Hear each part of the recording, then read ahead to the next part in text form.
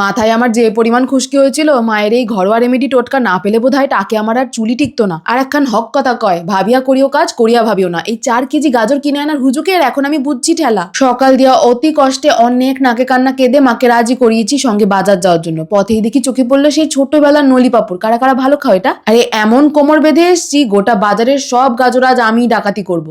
তুরি মজা করলাম, কিন্তু হুজুকে পড়ে 1 কেজি 2 কেজি না, কিনে ফেলেছি যে 4 কেজি গাজর। মঙ্গলবার মানেই বেগুন পোড়া। রান্না করতে করতে মাইয়া চা বানায় দেয়, আর কিছু লাগবো?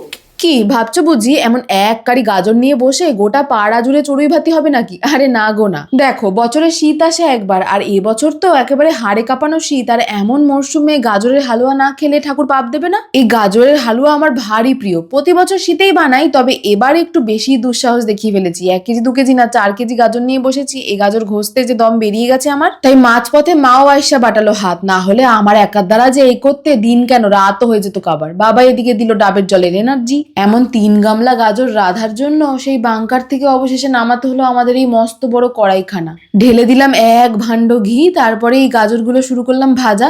এই 4 কেজি গাজরে না লেগেছে 2 লিটার দুধ। গাজরে ভাজাভাজির পর অল্প অল্প দুধ দিয়ে সিদ্ধ করলাম, আরামসে 2 ঘন্টা কেটে গেল। যদিও শীতকালে আগুনের পরে থাকতেই তো ভারী মজা। দিলাম এলাচ গুঁড়ো, খোয়া ক্ষীর, তবে ভাজা কাজু আর চিনি দেওয়ার সময় ভিডিও করতে আমি ডাবাডোল হয়ে গেছি। তবে বিশ্বাস করো ভাই, এ মুখে দেওয়ার পর যে স্বর্গ শান্তি তা বোঝাই কেমনে কও দেখি। যাক এবার হাত মুখ ধুয়ে নিলাম, ঠান্ডা হলে আয়েশ করে বসে খাবো গাজরের হালুয়া। তোমরাও বানিয়ে দেখো একবার। কিন্তু এদিক মাথা দিয়ে এমন খুশকি ঝরলে যে চিন্তায় আর ঘুম আসে না। তেল শ্যাম্পু সবকিছুই হার মেনেছে, তবে মায়ের কাছে পেলাম এই টোটকাখানা। শুধু একটু জলে নিয়ে নিচে একটা কর্পূর গুঁড়ো করে। বিশ্বাস না হয় বাপু একবার ব্যবহার করে দেখো। চুলের গোড়ায় গোড়ায় মায়ের কথা মতো স্প্রে করে ভালো করে ঘষে নিলাম। একদিন শ্যাম্পু করার পরে খুশকি উধাও। আর বলি ইংরেজি ক্যালেন্ডারের তো শেষ দিন আজ, আসছে বছর আরো ভালো করে কাটাও। রাধে রাধে।